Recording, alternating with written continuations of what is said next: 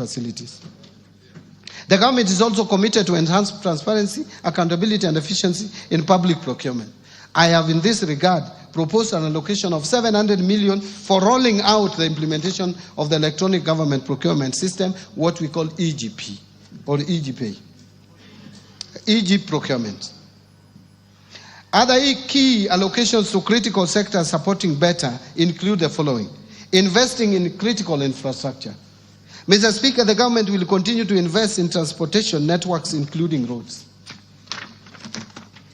railways, and air travel, to reduce travel time and logistic costs, making markets more accessible and facilitating the movement of goods and people. Towards this end, I have proposed an allocation of 217.3 billion for development of roads across the country. This includes 30 billion to support construction of new roads and bridges, 70.8 billion for rehabilitation of roads, because we have so many long, the length of roads is so long that we have to maintain them and rehabilitate. And 115.6 billion for road maintenance. Actually, this 115 billion is more than the 85 million that we have in the current budget by 30 billion for maintenance of our roads. Mr. Speaker, to expand railway transport and its infrastructure, I have proposed an allocation of 38 billion shillings. I have also proposed an allocation of 450 million for the Kenya ferry ramp in Mombasa, 331 million for Nairobi bus rapid transport project, and 298.7 million for promotion of e-mobility projects. To facilitate movement of goods and people in our inland waters, I have also proposed an additional 110.4 million for acquisition of ferries for Lake Victoria. Mr. Speaker, to scale up production of reliable and affordable energy, I have also proposed an allocation of 62.8 billion to cater for key energy interventions. This includes 31.6 billion for the national grid system, 16.3 billion for rural electrification, 11.6 billion for development of geothermal energy, 2.1 billion for alternative energy technologies, and 743 million for development of nuclear energy. Let me now talk about improving education outcomes. Mr. Speaker, the education sector plays a vital role in economic development by enhancing human capital, driving innovation, and improving productivity. To this end, the government continues to invest in education to raise learning outcomes and ensure equal opportunities for all. Mr. Speaker, I have proposed a total allocation of 702.7 billion to the education sector, which is almost 28% of our entire budget. This will include an allocation of 387.2 billion to the Teacher Service Commission. The allocation for TSC will include 7.2 billion for recruitment of intern teachers and 980 for capacity building of teachers on competence-based education curriculum. Further, I have proposed an allocation of 7 billion for free primary education, 28.9 billion for junior secondary school capitation, and 51.9 billion for free day secondary education.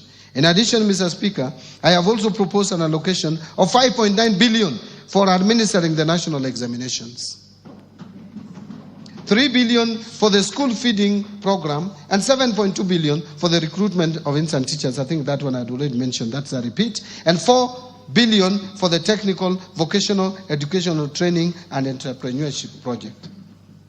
Mr. Speaker, to enhance infrastructure development and provide a safe learning environment in our schools, I have proposed an allocation of 1.7 billion for primary and secondary schools infrastructure, and 1.4 billion for construction and equipping of technical training institutes and vocational training centers. In addition, I have proposed 13.3 billion for the Kenya Primary Education Equity in Learning Program, and 2.3 billion for the Kenya Secondary School Quality Improvement Project. Mr. Speaker, other proposed allocations to the education sector include 993 million for research, science, technology, and innovation, 41.5 billion to the Higher Education Loans Board for provision of loans to university and TVET students, and this has increased from 35 billion to 41.5 billion for health. Another 16.9 billion for scholarship for university students, and 7.7 billion capitation and scholarship for TVET students. In supporting manufacturing for job creation, Mr. Speaker, to continue promoting local industries, I have proposed an allocation of 18 billion under various implementing ministries, departments, and agencies. Out of this, 4.5 billion will support establishment of county integrated agro-industrial parks in various counties. 2.8 billion for supporting access to finance and enterprise recovery, what we call SAFER project. 602 million for a development of Athi River Textile Hub. 705 million for establishment of flagship export processing zones hubs. 504 million for development of special economic zone textile park in Naivasha. And 798 million for Kenya jobs and economic transformation.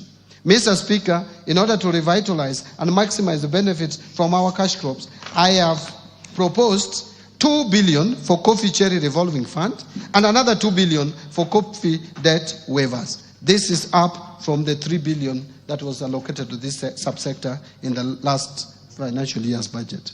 Another 1.5 billion for sugar sector reforms and 120 million for modernization and revitalization of cotton ginneries and 245 million for horticulture produce compliance enhancement project. Mr. Speaker, to support local production and processing of edible oils, I have proposed an allocation of 300 million for the National Edible Oil Crops Promotion Project. Mr. Speaker, to enhance milk processing, I have proposed an allocation of 400 million for excess milk mop-up and 150 million for modernization of milk processing factories in Runyenjes and Narok. Mr. Speaker, to equip our youth with essential training and internship opportunities in trade and industry, I have proposed an allocation of 330 million for the Kenya Industry and Entrepreneurship Project. Another 500 million for the construction of industrial research laboratories and 109 million for constituency industrial development centers.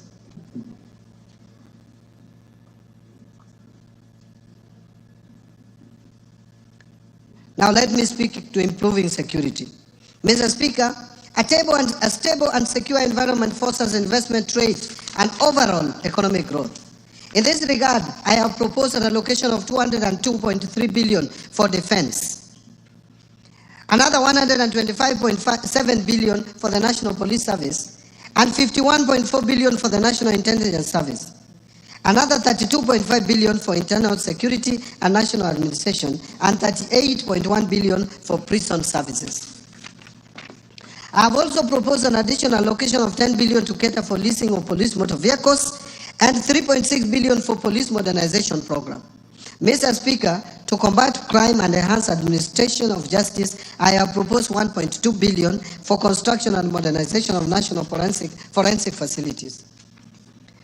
Now, let me turn to protecting the vulnerable groups in our society.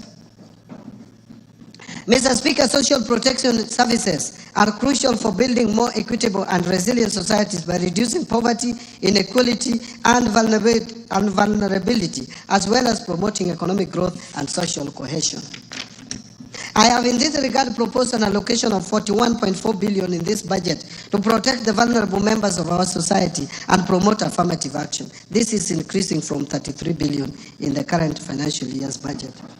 Out of this allocation, 25.1 billion will cater for cash transfers to the elderly persons. And again, this has moved from 18 billion, so it has increased by 7 billion. 8.9 billion